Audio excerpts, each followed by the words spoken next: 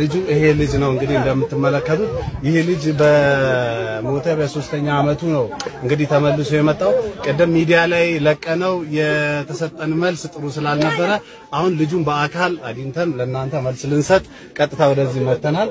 አንዴ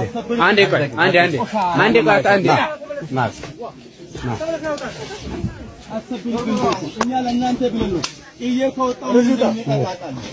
ማን ሞባይል ኤን መንገድ አመቻቸው ማን አስተፈታ እሺ ተመልካቾቻችን እንግዲህ ይሄ ተመልካቾች በአጠቃላይ ከ3 አመት በኋላ የተነሳ ህፃን ደግሞ እንግዲህ ከሞተ በ3ኛው አመቱ ነው የመጣው ለቤተሰቦቹ ለአጠቃላይ ለሚመለከተው ሰው ትንግርት ነው የሆነው በሚዲያ ለቀነው ልትሰማ በሚለው ፔጅ ለቀነው ብዙዎቻችን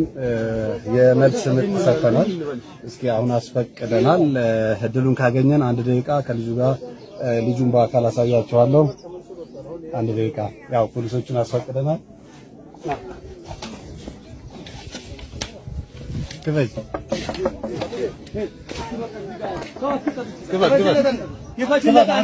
كيفاش عمدان بوليسو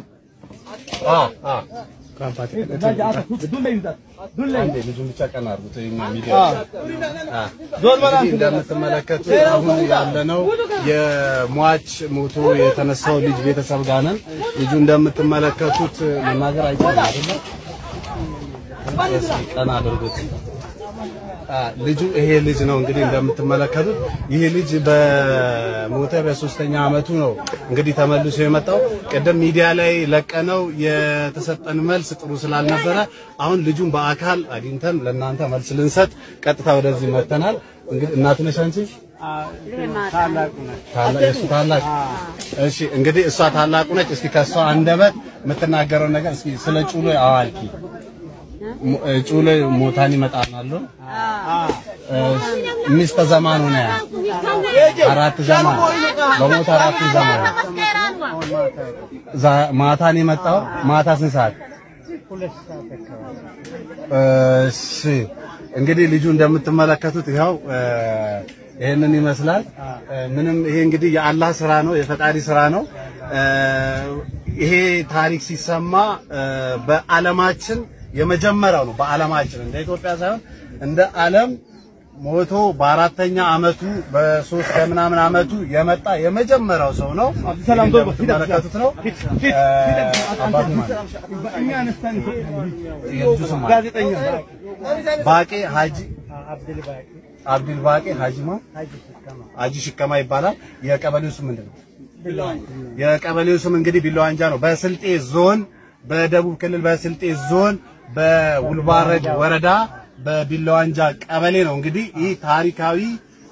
ተአምር የተፈጠረው ከዚህ በኋላ እንግዲህ ፖሊሶቹም በአካባቢው የልጁን ደህንነት በመጠባበቅ ላይ ናቸው ብዙ የስልጤ ማህበረሰብ እንዲሁም ከተለያየ ከአዲስ አበባ አሁን ላይ በሚዲያ ሰምተው በመጉረፍ ላይ በመምጣት ላይ ነው የሚገኙት ብዙ ወንድሞቻችን በመምጣት ላይ ነው የሚገኙት እኔ በመጀመሪያ ደረጃ ራሴን እድለኛ አድርጌ ነው ማስበው እንደዚህ አይነት ተአምርን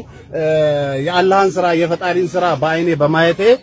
በጣም ደስተኛ ነኝ እንግዲህ ይሄ በታሪክም በምንም ያልተነገረ ነገር ነው በጣም ነው ማመሰግነው ጨብጠኝ እናገራለህ አላህ ይጠብቀን እሺ በቃ ጨርሰናል ላለው መረጃ ይሄንን ይመስልናል እናመሰግናለን